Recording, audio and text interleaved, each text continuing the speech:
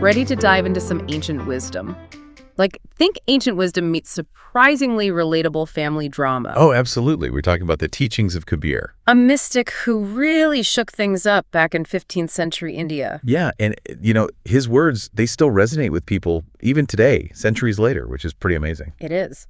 And for this deep dive, we're going right to the source, the Anurag Sagar. Which is a collection of Kabir's teachings. But here's the twist. It's structured like a conversation. Yeah, between Kabir himself and this totally devoted seeker named Dharam Das. And to make things even juicier, Dharam Das's very skeptical son, Narayan Das. Who ends up challenging Kabir every step of the way. Oh, a spiritual debate with some family drama. Count me in. So who are these characters, really? Paint us a picture. Okay, so imagine Dharam Das. He is completely devoted to Kabir. Like, in this tradition, the Bhakti tradition, the teacher isn't just some teacher, Yeah. He's like a guide, a living, breathing example of all these spiritual principles. Okay, so Kabir's a big deal. Oh, yeah, big deal. And Dharam Das is all in. And his son's not having it. Not so much. Narayan Das, he's not buying what his dad's selling. He's skeptical, like he doesn't see Kabir as this big spiritual authority. Ah, the classic father-son dynamic. The generation gap rears its ugly head. Right, but it's even deeper than that, right? Because this skepticism that Narayan Das has, it actually points to this really important idea, this lineage, the importance of having a living master. So wait, it's more than just, Dad, you're embarrassing me with your mystical friend? Exactly. It's like two totally different ways of approaching spirituality. Yeah. Okay, I'm intrigued. Tell me more. Well, Narayan Das actually says about Kabir, he is old, his intellect is destroyed. Ouch. All right, so we've got this generational clash, a skeptical son, a devoted father who's all in on Kabir. What happens when Kabir shows up? He shows up. But before we even get to their conversation, there's this whole scene with Dharam Das and how he gets ready for Kabir's arrival. Like what, does he tidy up? Make a snack tray? Think next level. He meticulously lays out all these offerings. Rice, betel nuts, coconuts. He's got snacks for Kabir. It's way more symbolic than that. See, each item represents something deeper. Like the rice stands for abundance, the betel nut for auspiciousness, Okay, so less about snack time, more about setting the mood. Exactly. And he doesn't just lay out the offerings, he uses 7 hand-spun cloth to purify the whole area with sandalwood, too. We're talking serious ritual here. Wow, okay. Dharam Das is going all out. It's just a conversation, right? Right, but that's the thing about this tradition, the preparation. It's not just about making things look nice. It's like creating a sacred space. To receive these teachings. And connect with something way bigger than just everyday life. So it's not really about the sandalwood or the specific objects. It's what they represent, right? Purity, devotion. Am I getting warmer? You're getting it. And here's where it gets even more interesting. Think about how this translates to your life today. Wait, hold up. You're saying this ancient ritual, it's relevant to us now? Think about it.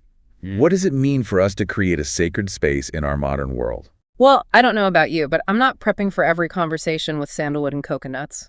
Of course not. It's not about replicating the exact ritual, but the underlying intention. Creating that space, whether it's physical or mental, where you can actually be open and receptive to something bigger than yourself. Okay, that I can get behind. It's like hitting pause on the chaos and getting intentional about connecting with something deeper. I like it. And that intentionality, that's a powerful first step on any spiritual journey, no matter what that journey looks like for you. Okay, so picture this. Dharam Das, totally prepped, ready for this mind-blowing conversation, and his skeptical son hanging back. Now Kabir walks in. What happens? So they start talking, right? And Kabir starts teaching this big idea, name. Name, like just a name, feels a little underwhelming for a mystical teaching. Oh, it's so much more than a regular name, like way deeper. I like listening. So Kabir, he uses Naam to talk about this, like this divine essence, the ultimate reality. Oh, okay. Big stuff. Yeah, and he's not just saying Naam exists. He's making it clear, connecting with Naam. That's the path to liberation. Hold up. Name, not a name, but some kind of ultimate reality, and connecting with it sets you free. Did I get that right? You got it. Kabir's basically saying it can free your soul from this whole cycle of birth and death, the whole deal. Yeah. True liberation. Okay, now that's some next level freedom. If it's that easy, why aren't we all blissed out and liberated? Good question, Naam, because it's not that simple. Kabir's not shying away from the tough stuff. Yeah. He talks about this force, cow, that's basically messing with everyone, trying to keep them from finding that liberation. Cal, like the opposite of good, the bad guy. Think of it like this. Kabir describes cow. Imagine a hunter luring in a deer with music. Okay. It's attractive, it's mesmerizing, but it's going to lead you right into trouble. Not the deer. Okay, I see your point. So cow is like the ultimate distraction. What's that look like in our world today? Give me some examples. Ooh, that is the question, isn't it? I mean, think about it. What are those things, those shiny distractions that suck you right in and take you totally off course? I'm sure there's a few I could name. It might be like constantly scrolling, you know? Yeah. Or always chasing after more stuff, more money. Or those thoughts, those negative looping thoughts, that's cow, whispering in your ear, keeping you from your own name, your own freedom. Man, Kabir was really onto something. So if we're surrounded by all this cow, all these distractions, how do we break free? What are we supposed to do? Well, remember Dharam Das's skeptical son? Yeah, the one who threw some shade at Kabir earlier. That's the one. Yeah. So Narayan Das is like this perfect example of the struggle we all face. Those doubts, the distractions, they're like our own cow we got to deal with on our own spiritual journey. Whoa, I never thought about it like that. So Dharam Das, he's trying to connect with Naam, with this ultimate truth, and his son's caught up in all the noise and distractions, the cow. Exactly. A little family drama, but also this profound metaphor for the spiritual journey. And what's really interesting is, even Dharam Das, as devoted as he is, he still has questions. At some point, he asks Kabir this question: what will your name be in this age? In this day and age, that's his burning question. Doesn't seem like a very deep question. But it is, because remember, names in this tradition, they're not just labels, they have power. And Dharam Das, he's asking about that power in this specific age, in Kali Yuga. Kali Yuga, for those of us who need a refresher. Oh, right. It's this concept you find in Hinduism, also other Indian philosophies. It's the age we're in now, and it's not pretty. It's about darkness, about spiritual decline, like everyone's turning away from the divine. Sounds a little too familiar. Right. It's basically prime time for Kal to be wreaking havoc. So Dharam Das, he's asking, how do you connect with something bigger than yourself? How do you tap into the power of Naam when everything's telling you to look the other way? Man, that's deep. So how does Kabir respond? What is his name in this crazy, distracting age? Okay, so we're in Kali Yuga, the age of distraction. Dharam Das wants to know, how do you connect with the divine in this mess?